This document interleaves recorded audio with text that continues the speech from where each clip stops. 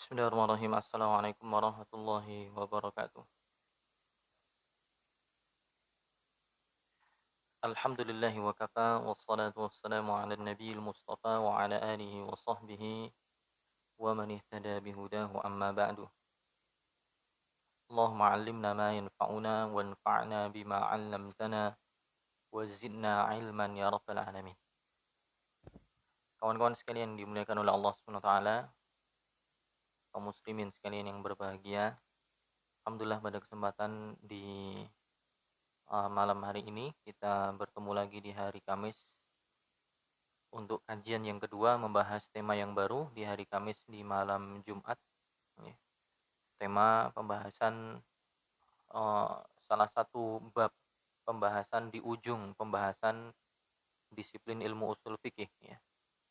Setelah di awal-awal mempelajari tentang ahkam berkenaan definisi hukum itu apa, hukum taklifi, hukum wad'i, membahas tentang adillah, dalil-dalil secara global yang dipakai oleh para mujtahid itu apa, kemudian dalalatul alfaz, yaitu makna yang ditunjukkan oleh dalil, kemudian di belakang biasanya dibahas tentang masalah ijtihad dan taklid sebagai penyempurna pembahasan, yang sejatinya pembahasan tentang ijtihad dan taklid ini bukan pembahasan inti dalam disiplin ilmu usul fikih, tapi hanya sekedar penyempurna yang mana dengannya seseorang akan tahu kapasitas dirinya, ya.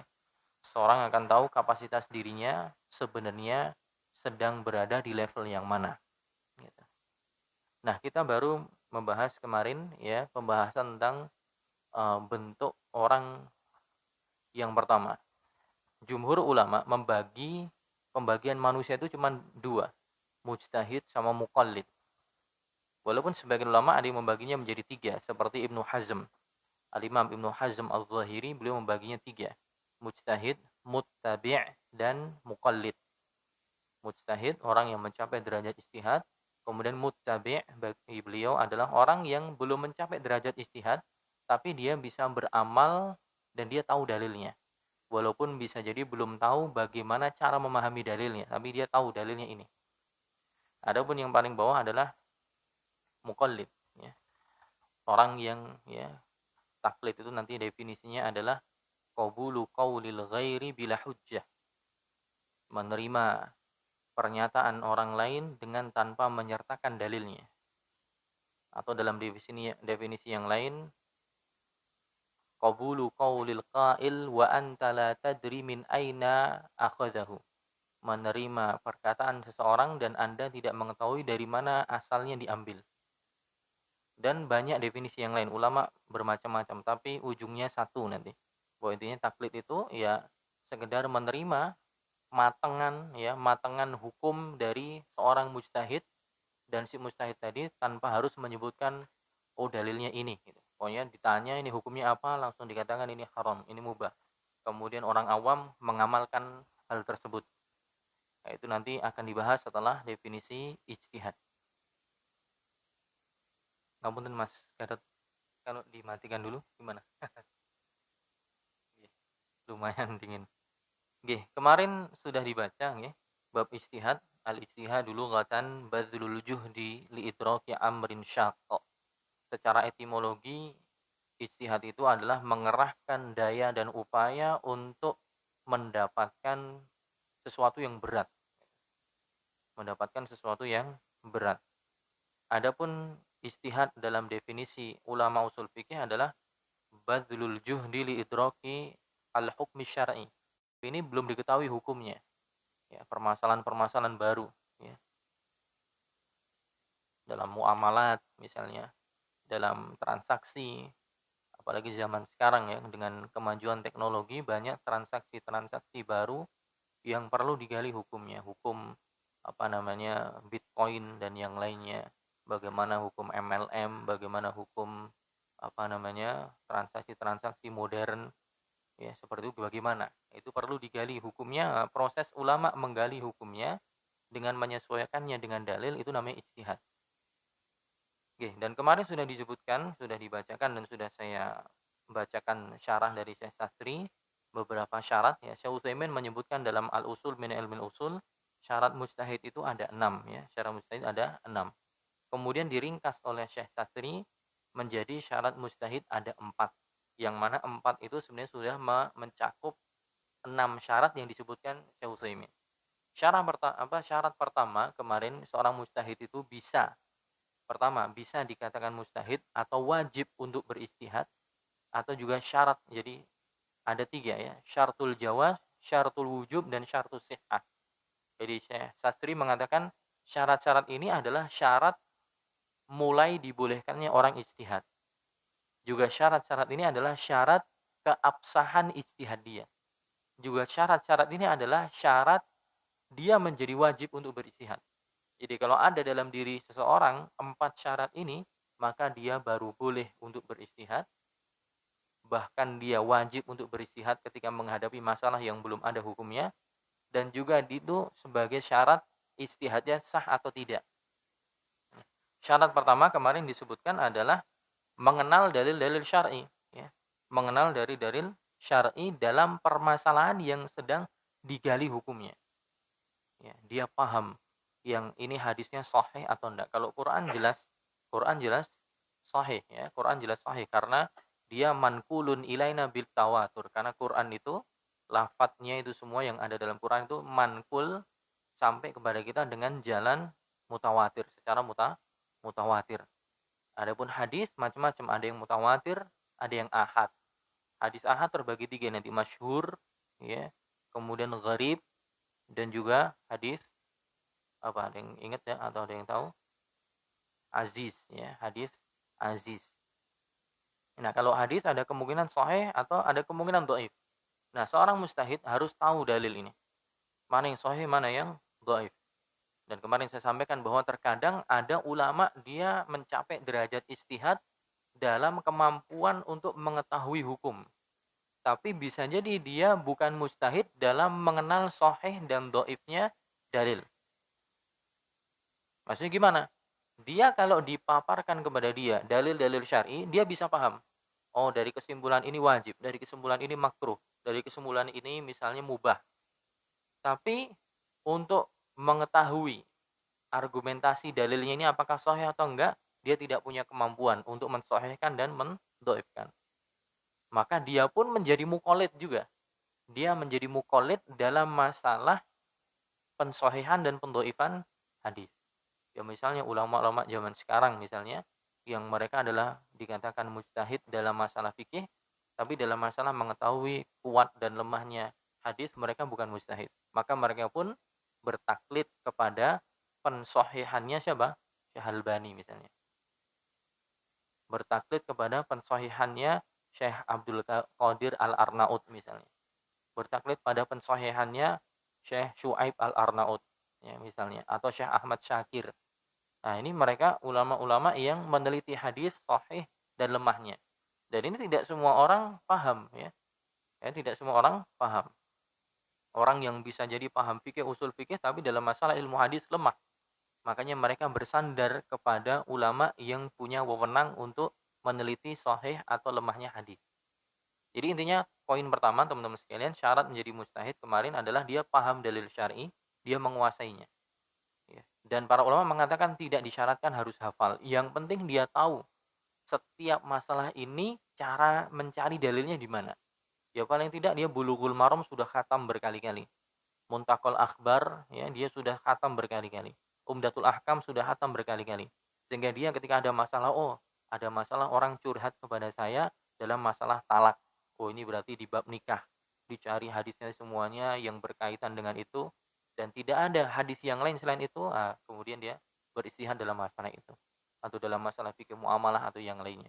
Jadi dia harus paham dalilnya, tahu sahih dan dhaifnya.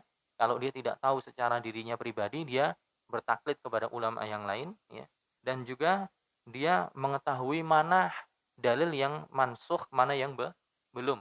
Karena jangan sampai dia menghukumi suatu masalah ternyata dalilnya dalam hal itu sudah mansukh. Mansukh itu sudah dihapuskan ya.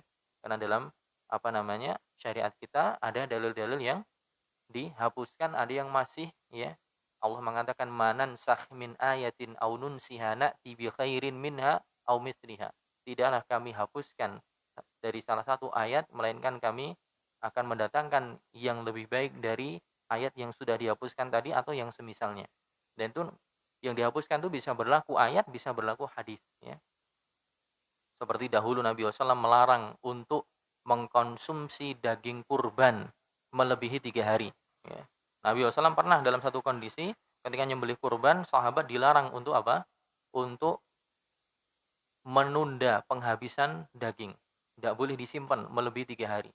Tapi kemudian dimansuhkan. Di tahun setelahnya Nabi kemudian mengatakan kuntu nahaitukum anid dikhari luhumil adahi. Saya dulu melarang kalian untuk menyimpan daging kurban. Maka sekarang silahkan disimpan boleh. Sebagaimana dulu awal-awal Nabi melarang ya untuk ziarah kubur. Ya. Kemudian setelahnya Nabi hapuskan hukumnya. Kuntu nahaitukum an ziyaratil kuburi fazuruha fa innaha tudzakirukumul akhirah. Kami dulu melarang kalian untuk ziarah kubur. Sekarang silahkan ziarah. Karena dengannya bisa mengingatkan kematian. Ini bab nasikh dan mansuh. Jadi seorang mujtahid pertama harus tahu dalil sahih atau dhaifnya dan juga dia paham mana dalil yang sudah dihapuskan, mana yang masih eksis. Syarat yang kedua kemarin adalah mengetahui bahasa Arab, ya. Karena ayat Quran, hadis Nabi, bahkan penjelasan para ulama dalam bahasa Arab semua. Maka tidak mungkin seorang mencapai derajat ijtihad tapi dia buta bahasa Arab. Allah mengatakan bilisanin arabiyyin mubin. Allah menurunkan Al-Quran dengan lisan Arabi. Seorang tidak akan paham secara utuh ya apa yang dimaksudkan oleh Allah kecuali dia paham bahasa Arab. Jadi syarat yang kedua, dia harus bisa paham bahasa Arab, menguasai bahasa Arab. Syarat yang ketiga, an yakuna 'arifan bi usulil fiqh, ya. An yakuna 'arifan bi usulil fiqh, kata Syekh Sastri, qadirun 'ala tatbiqihi. Yaitu dia harus mengetahui, mengenal, menguasai ilmu usul fikih. Jadi tidak mungkin ada ulama mencapai derajat mujtahid kok dia nggak paham ilmu usul fikih. Tidak mungkin. Ya. Dia orang yang menjadi mujtahid, paham dalil, sahih lemahnya, nasih mansuhnya. Yang kedua paham bahasa Arab. Yang ketiga harus paham ilmu usul fikih. Qadirun ala tatbiqihi. Dan dia mampu menerapkan kaedah-kaedah usul fikih. Dalam apa? Dalam memahami dalil. Faya'riful farqa baina anwa'id dalalat. Dia mengetahui perbedaan antara setiap apa yang ditunjukkan oleh dalil maknanya. Wa ya'riful farqa bainal khassi wal 'am. Dia bisa membedakan mana ayat yang maknanya umum, mana yang maknanya khusus. Jangan sampai ya ayat yang maknanya khusus ya dia gunakan untuk secara umum. Seperti misalnya orang-orang Khawarij yang kadang menggunakan ayat-ayat yang khusus diturunkan untuk orang-orang musyrik digunakan umum untuk kaum muslimin seluruhnya. Jadi ayat-ayat tentang orang musyrik ya, orang-orang yang kufur tapi diterapkan untuk kaum muslimin. Ini bahaya. Jadi harus bisa membedakan mana yang umum, mana yang khusus ya. Umum ya, al-lafzul mustaghriq li jami'i afradihi bila hasr. Umum itu adalah lafaz yang mencakup seluruh anggotanya tanpa ada pembatasan. Nah, itu nanti salah satu tandanya adalah dengan kata kullun ya. Kullun misalnya kullu apa kullu bani Adam khata misalnya. Nabi mengatakan seluruh anak Adam keliru. Berarti kullu di sini maksudnya semua. Tidak ada yang terkecualikan. Nabi mengatakan kullu ummati mu'afa illal mujahirun. Semua umatku akan dimaafkan kecuali orang-orang yang terang-terangan dalam berbuat maksiat. Berarti semua umatnya Nabi Muhammad SAW sejatinya dimaafkan kalau mereka tidak terang-terangan dalam maksiat. Maksudnya kita memahami setiap lafaz itu, oh ini maknanya umum. Ya. Atau nanti umum itu ya dengan apa? Dengan alif lam. Alif lam al-istighraqiyah. Allah mengatakan innal insana lafi khusr. Sesungguhnya manusia itu dalam kerugian. Nah, al-insan di sini diawali dengan alif lam yang para ulama mengatakan alif lam ini namanya alif lam istighraqiyah yang memberikan makna keumuman. Berarti maksudnya semua manusia itu hakikatnya dalam kerugian. Kemudian baru dikecualikan. Taksis ya, dikhususkan tidak dalam kerugian, pengkhususannya nanti namanya dengan istisna. Illal ladzina amanu wa amilus shalihat. Berarti orang-orang yang Beriman, beramal soleh, tawasau bil haq, tawasau bis sabr, ini orang-orang yang dikhususkan dari keumuman orang-orang yang mendapatkan kerugian. Nah, ini perlu dipahami, oh lafaz ini umum, lafaz ini khusus, ya. Ya, kemudian nanti pengertian khusus, ya. Khusus maknanya misalnya al-lafdzud dalu 'alal ma'nal mahsur, yaitu lafaz yang menunjukkan kepada makna yang terbatas.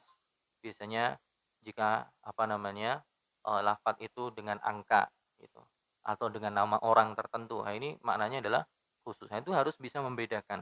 Wa zahiru wal muawwal, atau makna zahir dan muawwal. Ini juga harus dipahami. Ya, orang nanti melihat dalil itu, ini yang zahir mana, yang muawwal mana.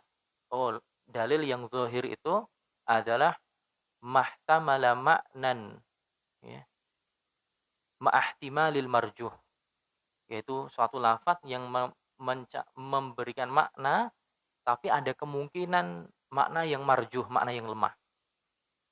Jadi ketika ada lafaz tertentu kita pahami yang langsung terbesit dalam kepala, walaupun ada makna yang lain tapi makna yang lain lemah.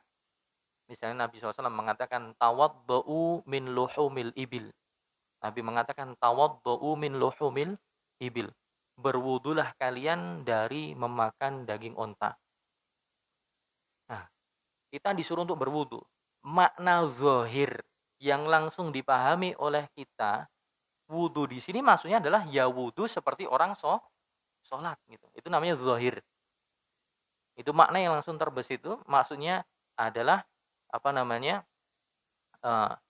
Ketika Nabi mengatakan tawaddu'u min luhumil ibil, berwudulah kalian dari memakan daging unta, ya maksudnya wudu di sini adalah wudu dalam artian wudu syar'i seperti orang ketika mau sholat.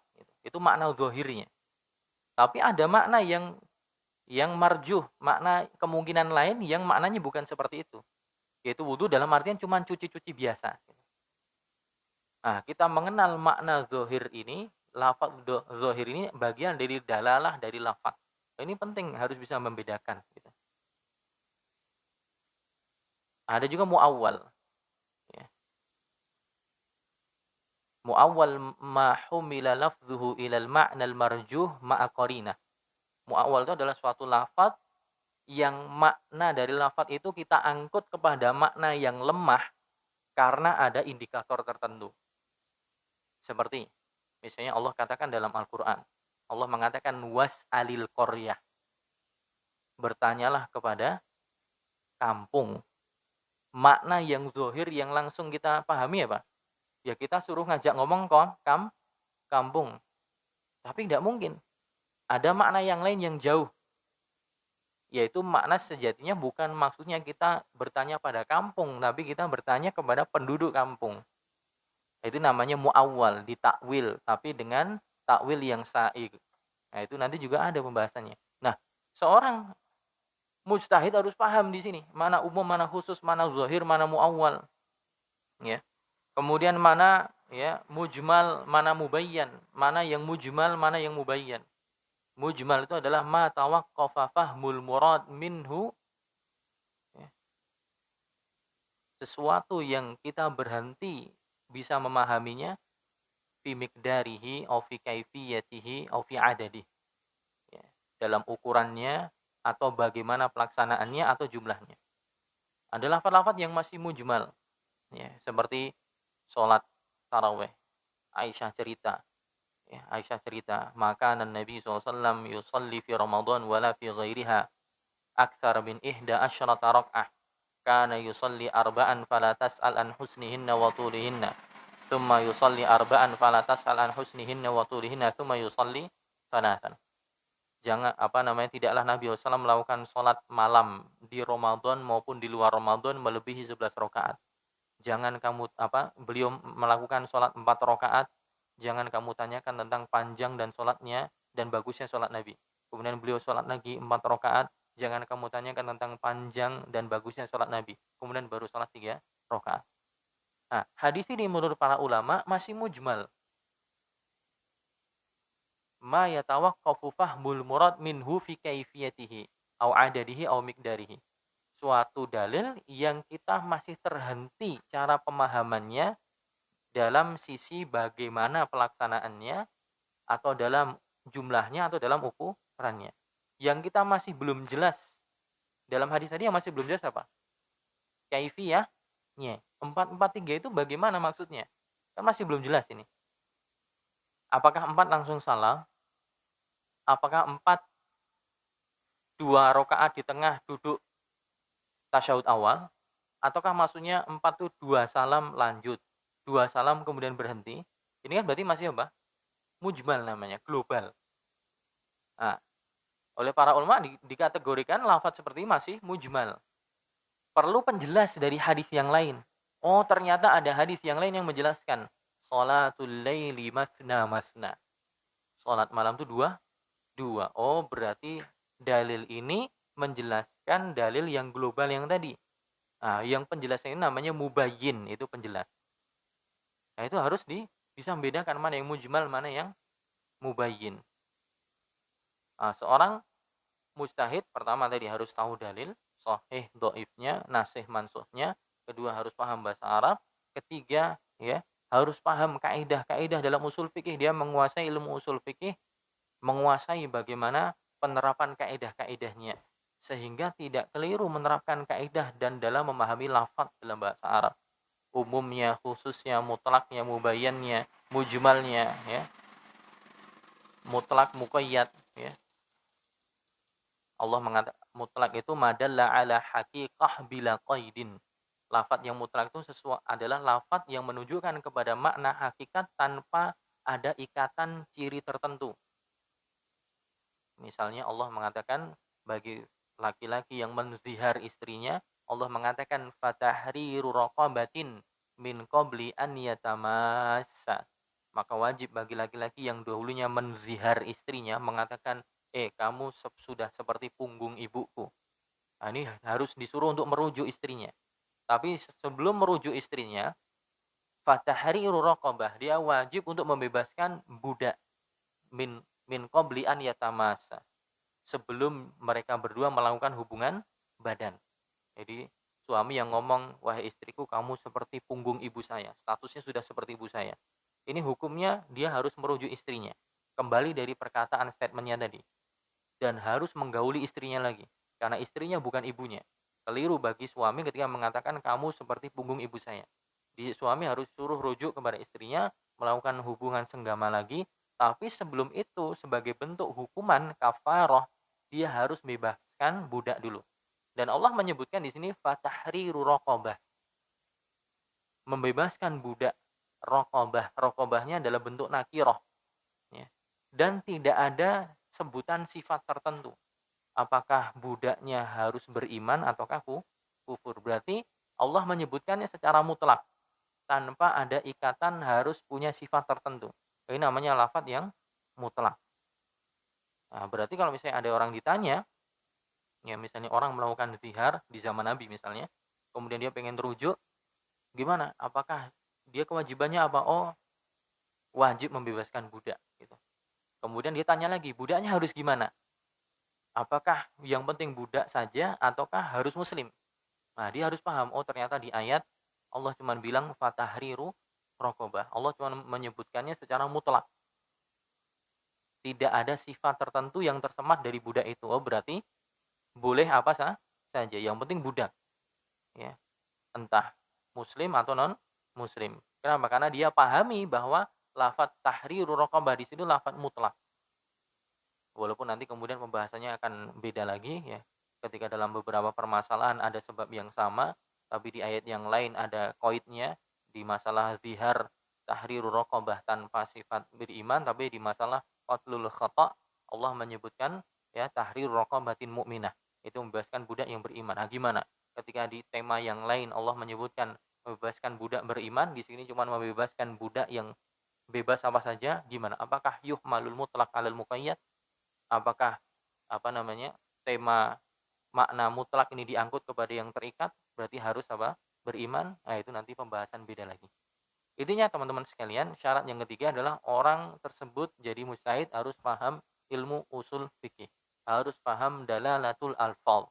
Harus paham bagaimana menerapkan kaidahnya dalam dalil. Nah, kalau tidak bisa, maka blundernya akan banyak dan justru malah akan berfatwa tanpa indibat, tanpa ada ketentuan-ketentuan yang syarat-syarat yang terpenuhi. Ini hasilnya buruk, justru malah sesat dan menyesatkan. Syarat yang keempat adalah an ya'rifa mautinal ijma' min mautinil khilaf li'alla yukhalifa ijma'an sabaqahu. Syarat yang keempat, seorang mujtahid bisa jadi mujtahid harus mengetahui letak-letak ijma'. Harus mengetahui letak-letak ijma'. Maksudnya dalam masalah apa gitu, dalam masalah tertentu yang ditanyakan, dia harus paham masalah ini sebenarnya sudah diijma'kan belum sih gitu. Masalahnya sudah diijma'kan belum sih? Agar jangan sampai dia berfatwa dalam masalah itu ternyata hukumnya sudah ada dan ulama sudah ijma'. Ijma' itu konsensus, semuanya sepakat misalnya. Misalnya dalam tema tertentu ulama sepakat ini hukumnya haram dan semua sepakat ijma'. Karena dia nggak tahu ijma'nya, dia mengeluarkan fatwa bilang itu halal. Nah, kan bahaya. Jadi fatwa dia menyelisihi ijma' ulama jadinya. Nah, jadi seorang mujtahid syarat yang keempat harus apa? Mengetahui permasalahan-permasalahan yang diijma'kan oleh ulama. Sekali lagi ini juga tidak ada syarat harus ngapal, harus dihafal enggak. Tapi yang penting dia punya rujukan. Di mana di situ merangkum tentang masalah-masalah ijma' yang dituliskan oleh para ulama. Dan buku-buku tentang ijma' banyak ya. Ibnu Munzir punya kitab Al-Ijma'. Ya. Ibnu Munzir, Al-Imam Ibnu Munzir Asy-Syafi'i, beliau punya kitab Al-Ijma'. Beliau mengumpulkan masalah-masalah yang diijma'kan oleh ulama, entah ijma' kehalalannya, ijma' keharamannya, atau ijma' kebolehannya dan seterusnya. Atau juga Ibnu Hazm Al-Andalusi punya kitab Maratibul Ijma'. Beliau punya kitab namanya Maratibul Ijma', mengumpulkan ijma' ulama dalam banyak masalah, dikumpulkan di situ. Atau juga Ibnu Taimiyah kalau tidak keliru punya kitab Naqdu Maratibil Ijma'. Jadi harus merujuk ke situ. Nah, dari sini kira-kira dari kita ada yang sudah mampu punya 4 syarat ini? Apakah sudah tahu dalil-dalil? Umdatul Ahkam sudah khatam belum? Bulughul Maram sudah khatam belum? Muntaqal Akhbar yang disyarah oleh Syaukani menjadi kitab Nailul Autar sudah sampai mana kita baca? Itu pertanyaannya. Apa kita sudah paham sahih dhaif dalam hadis? Mustalah hadis apa yang sudah kita bahas? Buku hadis apa yang sudah kita buka? Apakah kita paham nasikh mansuh itu maknanya apa? Itu yang pertama. Kedua, bahasa Arabnya gimana? Ya. Moyasarnya sudah di luar kepala atau enggak? Sudah di luar kepala ya? Mulakhasnya gimana? Atau Durusul Lughah sudah khatam jilid berapa?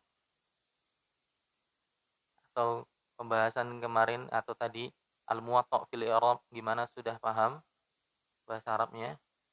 Nah, kemudian yang ketiga, apa kita sudah paham usul fikih? Kitab usul fikih apa yang sudah kita khatamkan?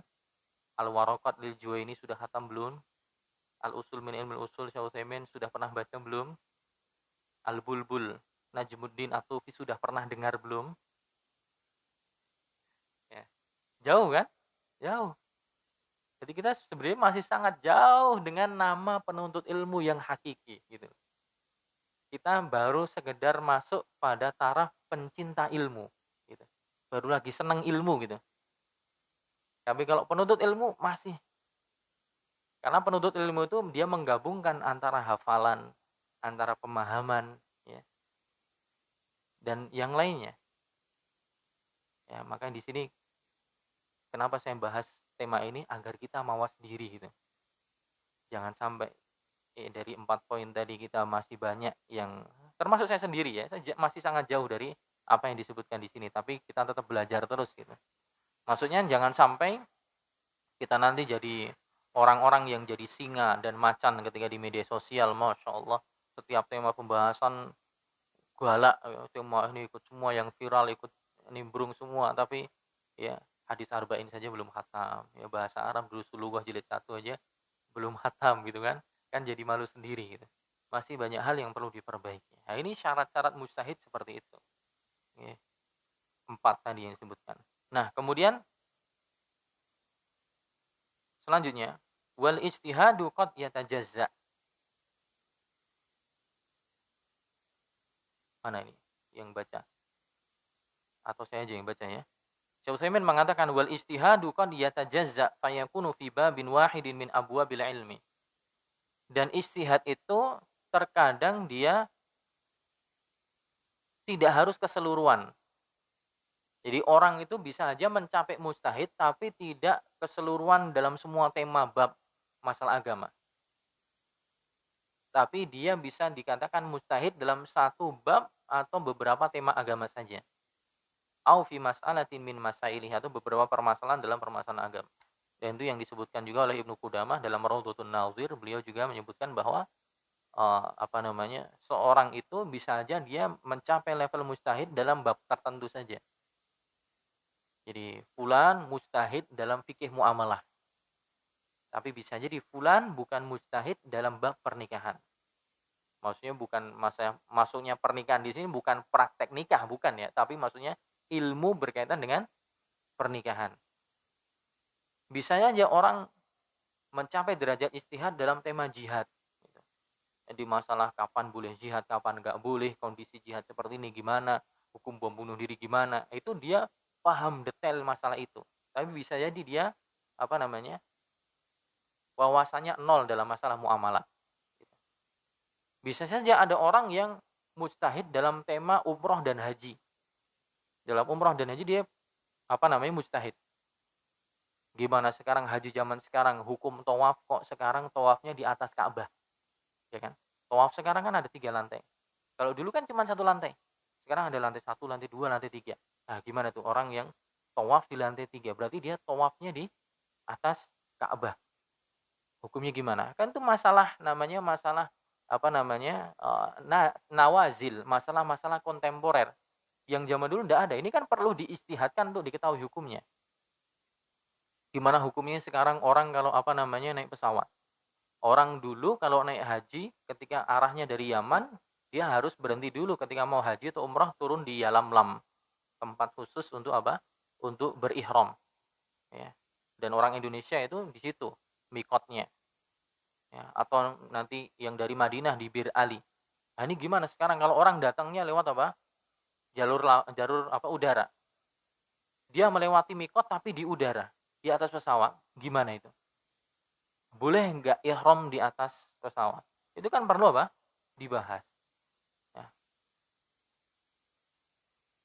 Nah, ini ada orang yang menguasai tentang tema itu, ya.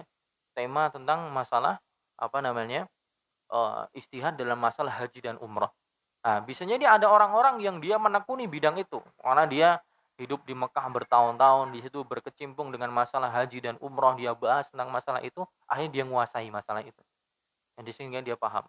Ada orang dia menguasai fikih muamalah, dia berkecimpung, ketemu dengan orang-orang bank, ketemu dengan praktisi bisnis dan seterusnya, dia paham tentang bagaimana seluk bisnis fikih muamalah. Dia mujtahid dalam bidang itu. Tapi bisa jadi dalam bidang yang lain dia tidak tahu. Nah, kalau ulama yang dulu kayak Ibnu Taimiyah, Ibnu Qayyim, Imam Syafi'i, Imam Ahmad, Malik Al-Auza'i dan yang lain, mereka mujtahid tapi di semua bidang. Dari toharoh sampai jihad paham semua mereka. Mujtahid keseluruhan. Nah, kalau zaman sekarang orang mujtahid cuma di tema-tema tertentu. Boleh nggak seperti itu? Jawabannya adalah boleh, ya. Boleh. Jawabannya ada boleh, di sini disebutkan oleh banyak ulama dan ini disampaikan oleh Syekh Utsaimin dan dijelaskan oleh Syekh Safri di sini. Beliau mengatakan syarahnya annal ijtihad qad yakunu 'amman fi jami'il masail. Bisa jadi orang itu mujtahid secara umum dalam setiap permasalahan agama. Contohnya siapa? Ya antum bilang aja Ibnu Taimiyah, antum bilang aja Ibnu Qayyim, antum bilang saja Imam Syafi'i, antum bilang saja Al-Imamul Muzani, Rabi' ibn Sulaiman Al-Muradi, Abu Hanifah, Muhammad bin Hasan Asy-Syaibani, Abu Yusuf, Qadhi Abu Yusuf dan yang lainnya. Mereka adalah mujtahid di semua bidang. Gimana itu? Gambarannya gimana? Makanya jangan sampai kita mengecilkan kedudukan ulama. Ya. Mereka tuh sampai level seperti itu bukan sembarangan gitu. Wa qad yakunu khasan fi mas'alatin wahidah aw fi bab. Tapi terkadang ada juga orang yang mencapai derajat ijtihad tapi cuma di bab tertentu atau dalam masalah tertentu. Lakin liyu'lam bi anna hadza la budda fihi min wujudi syurutis sabiqah kulliyah. Tapi perlu digarisbawah dan perlu diketahui Tetap walaupun dia menjadi mujtahid di satu bidang tertentu, ya syarat yang 4 tadi dia harus penuhi. Dia harus bisa bahasa Arab gitu. Dia harus paham dalil-dalil syar'i yang meliputi masalah yang dia kuasai. Jadi misalnya dia jadi mujtahid dalam bidang fikih muamalat. Ya udah semua dalil yang berkaitan dengan fikih muamalat dia kuasai semuanya, tidak ada yang terlewatkan. Sehingga jangan sampai dia nanti berdalil dengan sesuatu yang menyelisih dalil yang lainnya. Dia juga paham mana yang dimansuhkan, mana yang nasikh, mana mansuh dalam masalah muamalah. Dia juga paham betul mana yang diijma'kan, mana yang tidak dalam fikih muamalah. Nah, ini apa namanya? Bisa aja demikian, tapi syarat-syaratnya harus terpenuhi.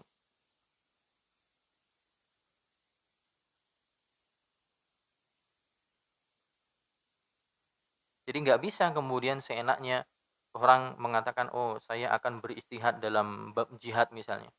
Saya akan beristihad di dalam bab jihad. Karena saya adalah orang yang mempraktekkan jihad. Ya. Saudara-saudara kita di Palestina yang melawan apa namanya penjajahan orang-orang Yahudi di sana, ya, di bawah komando pemimpinnya. Ya, kemudian tidak semua kemudian orang yang ikut berjihad di sana kemudian mereka adalah mujtahid. Belum tentu. Orang yang praktek di situ, ya, belum tentu kemudian dia punya perangkat syarat-syarat sebagaimana yang disebutkan tadi.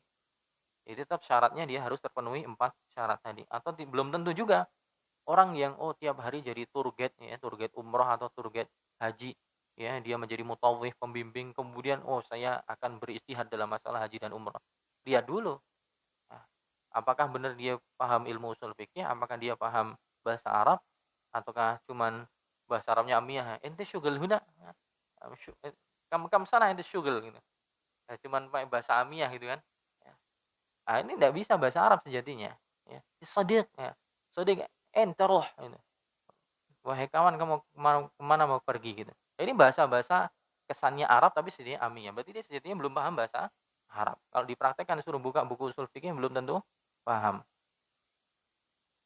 Dan seterusnya. Okay. Jadi Syekh Sastri menjelaskan di sini, tidaklah setiap orang yang menceburkan dirinya dalam satu praktek tertentu kemudian dia boleh beristihad di situ. Orang yang menceburkan diri dalam praktek pernikahan misalnya. Tidak kemudian lantas dikatakan dia bisa beristihad dalam masalah bab nikah. Nah, belum tentu. Sebagaimana orang yang menceburkan diri dalam praktek haji umroh, belum tentu kemudian dia bisa beristihad dalam masalah haji dan umroh. Belum tentu dia orang yang praktek dalam bidang bisnis walaupun prakteknya sudah syar'i misalnya, kemudian dia bisa beristihad dalam tema itu, kecuali 4 syarat tadi ada dalam dirinya, maka boleh terpenuhi bagi dia, mulai boleh untuk berijtihad. Kemudian teman-teman sekalian, ya, beliau mengatakan, Syekh Sastri mengatakan, idza takarrara hadza fa innal mujtahidin yumkinu taqsimuhum khamsata aqsam. Kalau sudah jelas demikian, maka kemudian Syekh Sastri menjelaskan bahwa orang yang mencapai level ijtihad itu bisa kita bagi menjadi 5 level. Ya, orang-orang yang mencapai level ijtihad itu bisa kita bagi menjadi 5 level. Level yang pertama, level paling tinggi. Beliau mengatakan bagian yang pertama, level yang pertama, jadi mujtahid itu bertingkat-tingkat ya.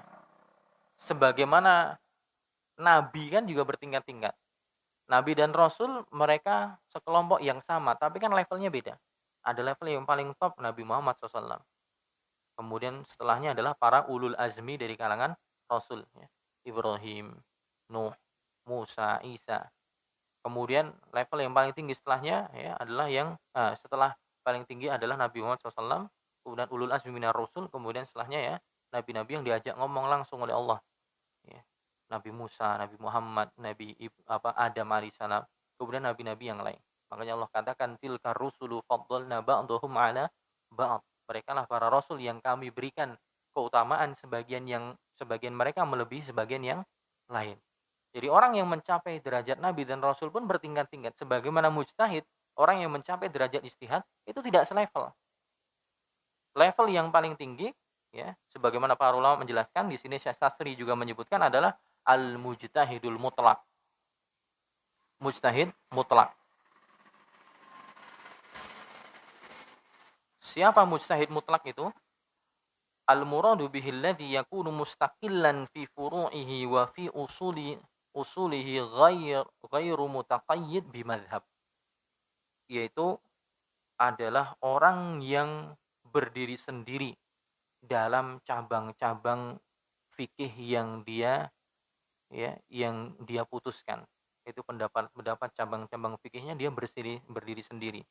Wa fi usulihi, juga dalam landasan-landasan pokok pemikirannya berdiri sendiri. Ghair mutaqayyid bimadhab, dia tidak terikat dengan madhab tertentu. Jadi orang ini punya usul madhab sendiri, dia punya pondasi cara pendalilan sendiri, dan pendapat-pendapatnya pun menyendiri, berasal dari kecerdasan yang Allah berikan pada dia.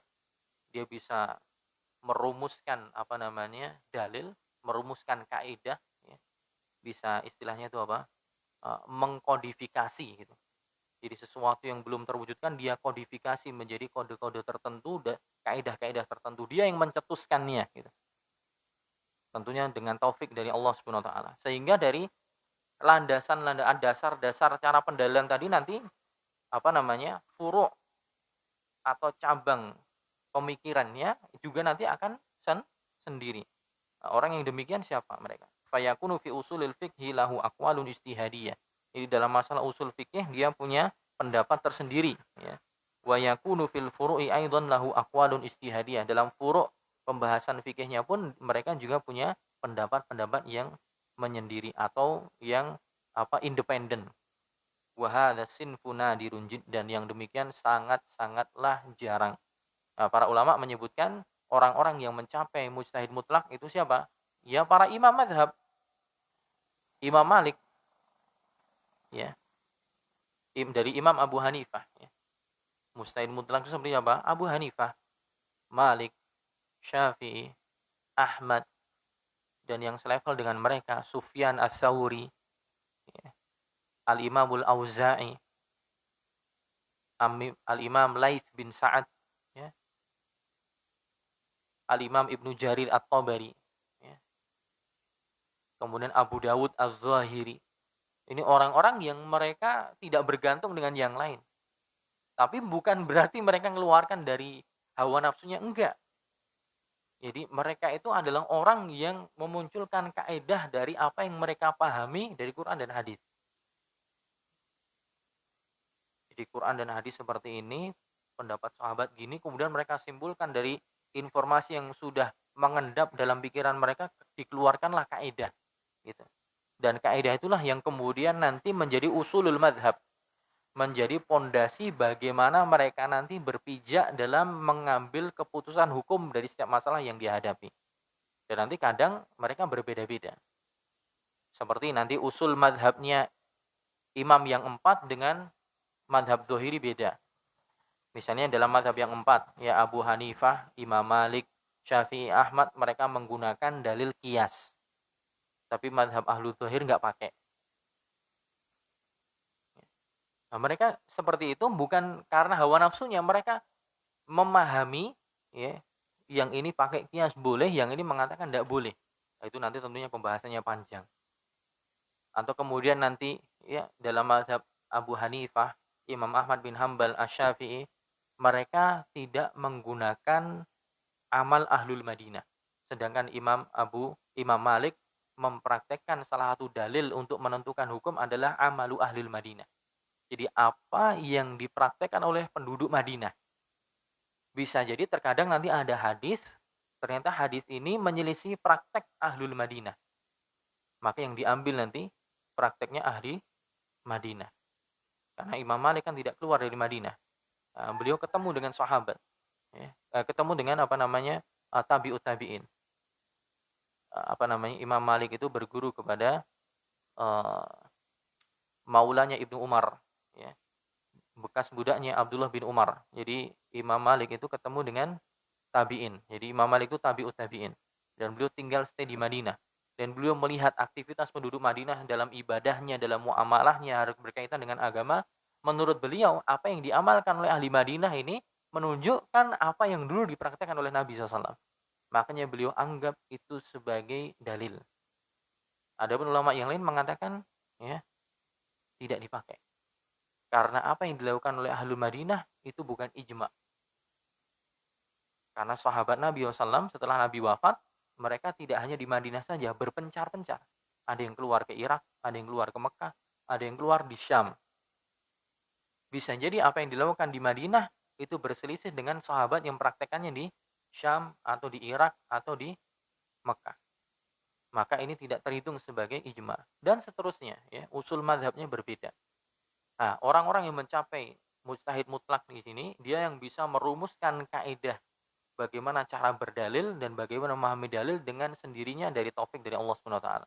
Contohnya kalau ditanya siapa? Ya tadi seperti Imam Ahmad bin Hambal, ya, kemudian Ibnu Jarir At-Tabari, Asy-Syafi'i, Abu Hanifah, Al-Auza'i, Sufyan Ats-Tsauri, Laits bin Sa'ad, Ishaq ibnu Rahawai, ya, Abu Dawud Az-Zahiri, ya, dan yang lainnya.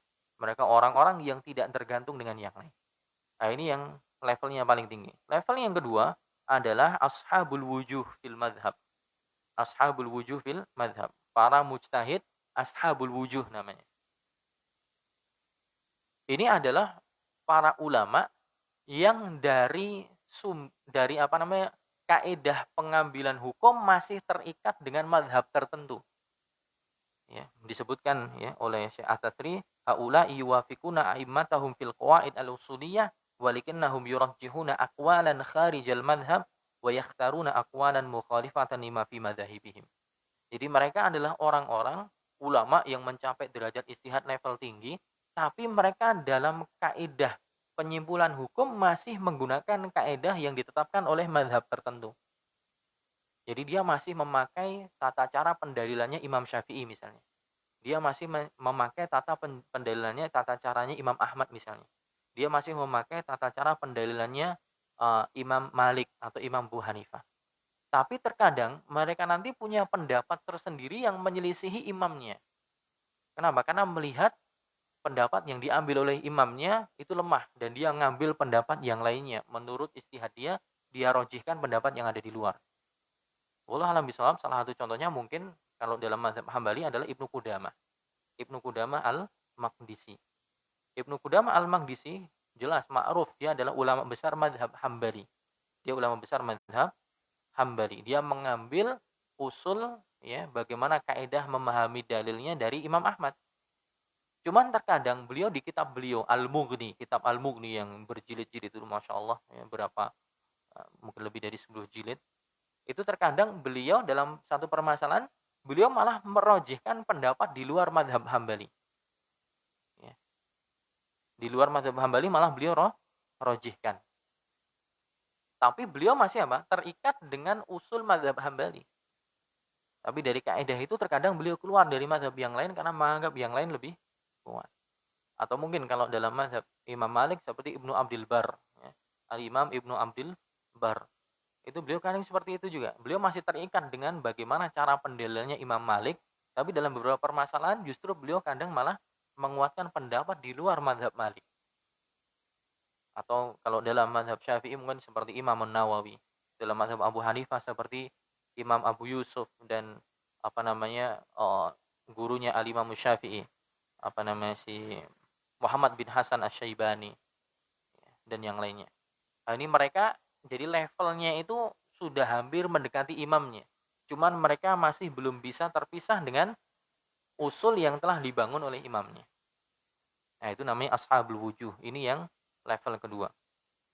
Level yang ketiga adalah ashabut tarjih. Yaitu para ulama mujtahid yang sudah mampu merojihkan. Ya, sudah mampu merojihkan pendapat-pendapat tapi masih dalam lingkup mazhabnya sendiri. Masih dalam lingkup mazhabnya sendiri. Jadi dia masih menggunakan kaidah yang dipakai dalam mazhab itu, tapi yang dia rojihkan hanya masalah perbedaan pendapat yang masih dalam lingkup mazhabnya, tidak keluar ke mazhab yang lain.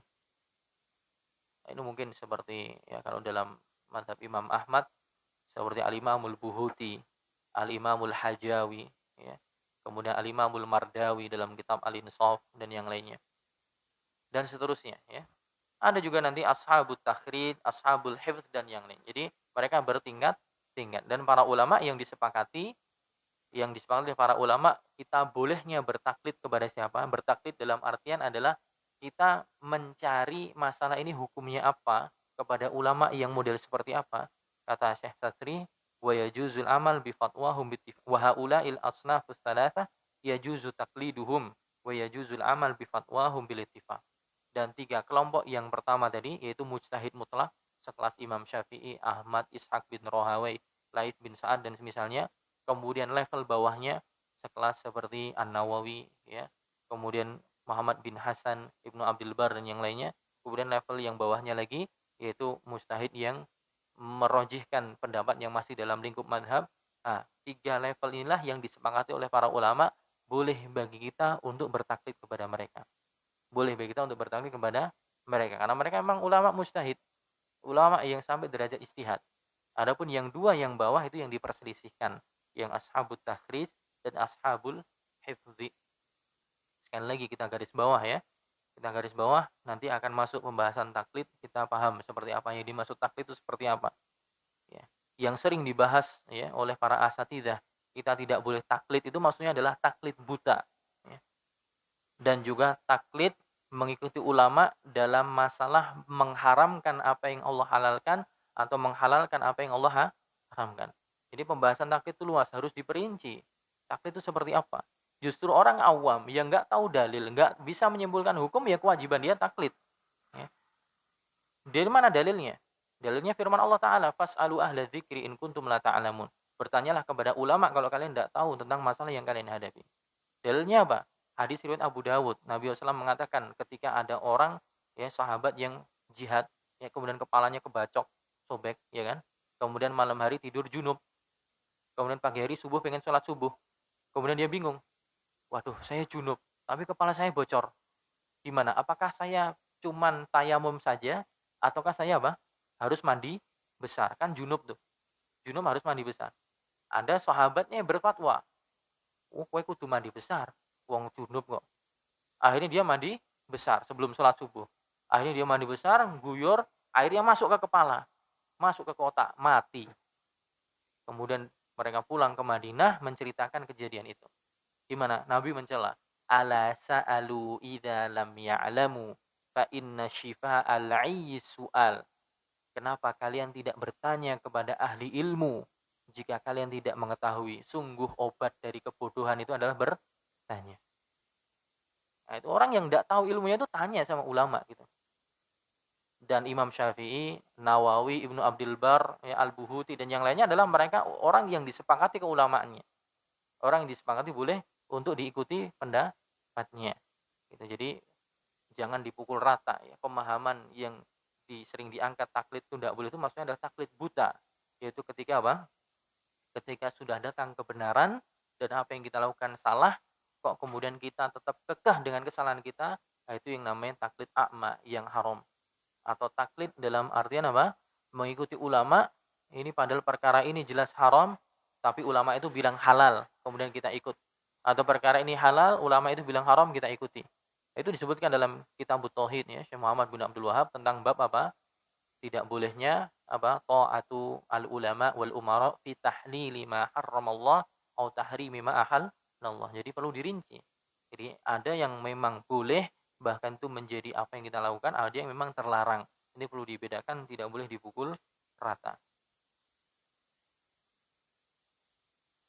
Baik, kita lanjutkan di pertemuan yang akan datang insyaallah. Masih di bab istihad ya. Bab istihad tinggal satu lembar aja.